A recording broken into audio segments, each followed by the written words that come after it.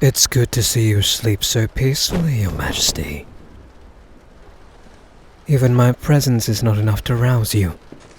It must have been a long day. Long day indeed. I wonder if a true love's kiss would wake you from your slumber. Alas, I will not find out tonight, but maybe another time. I see the burden of ruling must be so heavy on you. It would be cruel to deprive you of your rest. Tonight, all I shall do is watch over you. It's so difficult to restrain myself now that I finally get to see you up close. To not reach out and touch your breathtaking features. Watching over you is not so easy either, you know. Would you believe me if I said I have dispatched no fewer than 6 assassins in the past fortnight? It seems that your kindness and your wisdom inspires envy in many. Enough that it pushes them to wish for your death. You are surrounded by snakes, my love, and you do not see it. Or perhaps you simply choose not to believe it. You're too kind for your own good. 3 of your dukes plot against you, and you have done nothing about it. Do you not see how their duplicitous smiles attempt to mask the venom they wish to spew at you? Or do you not believe them as a threat? They may not be prepared to act yet, but rot like this ought to be cut off quickly, lest it overtakes the tree. But they would not send assassins now. No. Their ploy slowly simmers as they wait and watch and don their false faces at court. It is not ready yet. The assassins are courteous of their neighboring sovereigns. 2 of them, as far as I know, though there may be others. Dispatching those who dare to try and take your life has to be a quick affair.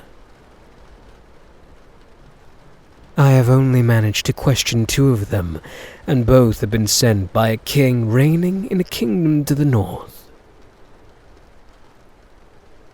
I know about the Queen in Mora Hill, because she gave me the same task. Yes, I confess, I was initially sent to take your life. But you, your kind heart, your care for every living soul around you, make it impossible to do so. To take you from this world would merely be a crime against man. It would be a crime against the gods. None but one of their angels could ever be as loving as you. That is you. That is what you must be. An angel sent to show humanity the right way. And yet, some would take that chance away. To think, I almost was among them.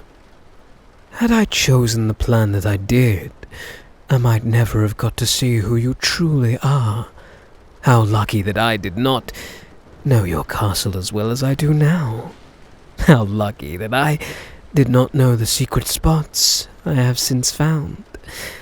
The ones that let me come and admire your resting face. I did not know them when I first came here. All I saw were insurmountable castle walls, guarded in any place that one could hope to climb. So I decided on a different plan. It is common knowledge that once a week you leave the castle and go to the market, with only a couple of guards to protect you. Back then I saw that as a sign of foolishness and naivety. But I know better now.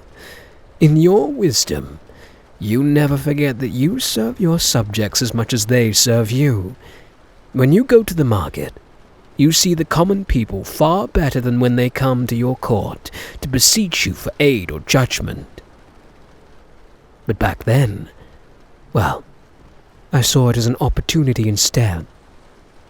I found a tattered cloak to wrap around myself and pretend to be a beggar, like ones you see in every city in the surrounding kingdoms. I had not noticed that there were no beggars in your capital. My plan was to sit there quietly as you passed, and I intended to shoot you with a poisoned bolt and slip away into the crowd. But that was not how it played out. Do you remember, Your Majesty?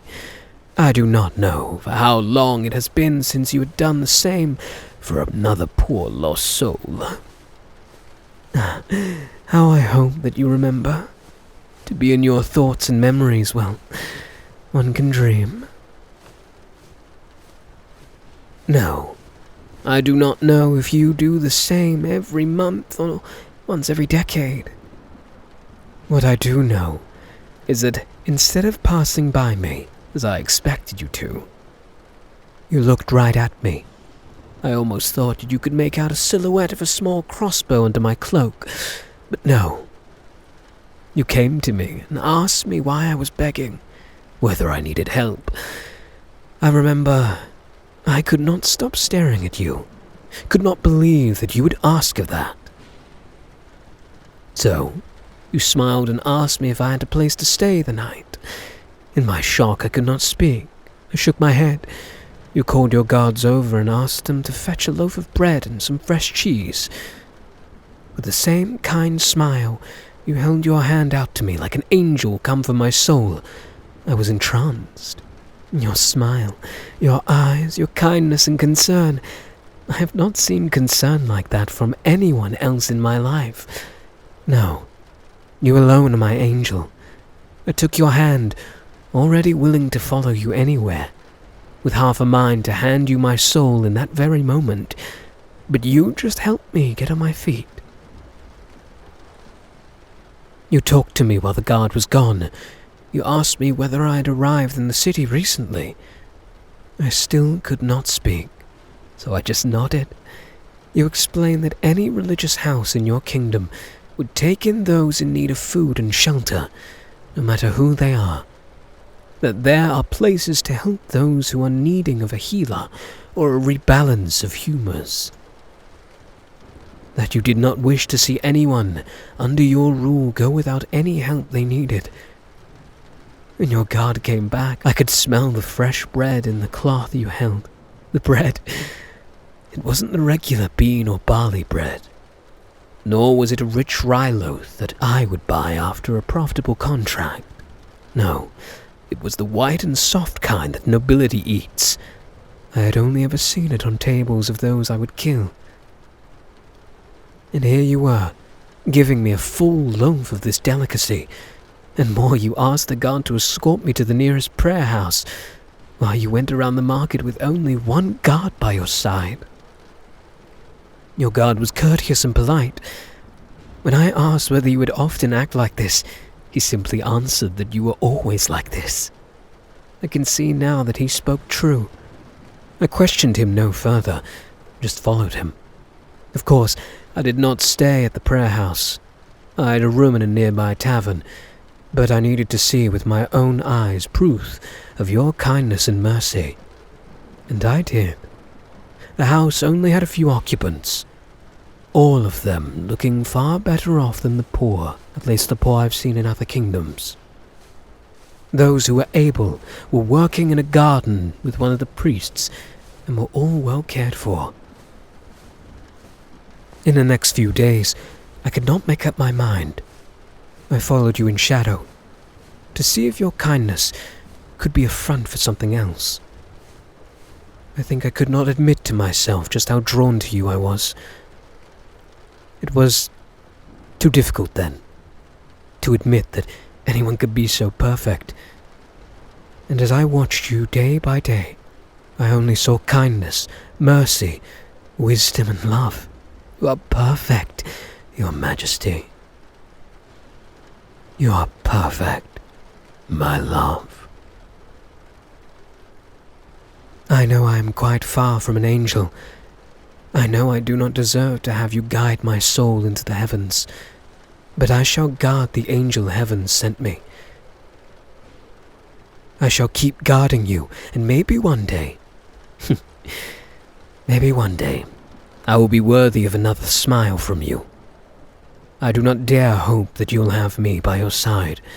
Gods, what wouldn't I give to be by your side, to be yours, your anything.